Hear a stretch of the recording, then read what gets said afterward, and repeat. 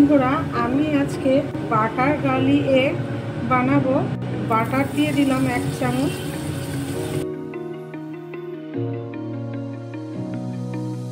পরিমাণ মতো নুন দেব, 6টা আমি ডিম নিয়েছি, গোলমরিচের গুঁড়ো 1/2 চামচ। এবার ফেটিয়ে নেব।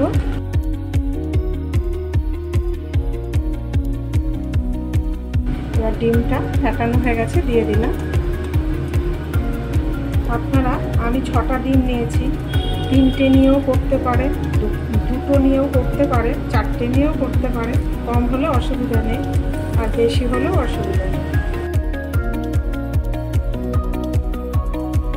নুনটা বেশি হয়ে গেলে অসুবিধা হবে, নুনটা একটু বুঝে দিতে হবে। আর ডিমের ঝুড়ো করতে হবে,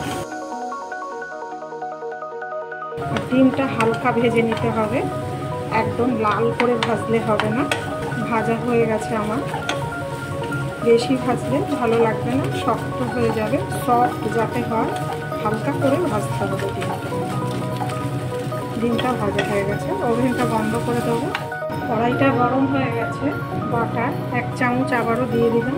6টা রসুনের কোয়া ছোট ছোট করে কেটে নিয়েছি, ভেজে নিতে হবে একটু হালকা করে।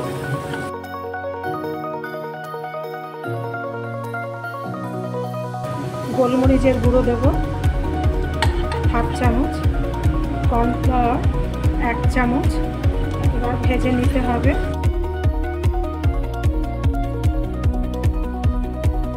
পরিমাণ মতো নুন দিতে হবে। এবার এই কাপটা 1 কাপ দুধ দিয়ে দেবো।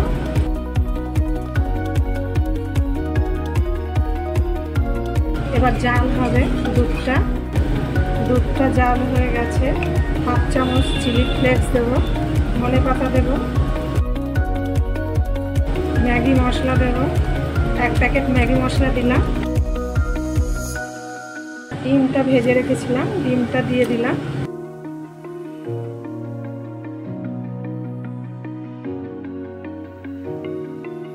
দেখুন বন্ধুরা, বাটার গার্লি এগটা কত সুন্দর হয়েছে। এরকম বাড়িতে বানাবেন আপনারা, বাচ্চারা খাবে আর বড়রাও খাবে, ভালো লাগবে। বানিয়ে দেখবেন একদিন। আমার বাটার গার্লি এগটা হয়ে গেছে, এবার ওভেনটা বন্ধ করে দেবো। বন্ধুরা, বাটার গার্লি এগ নান, রুটি শুধু খেতে খুবই ভালো লাগে।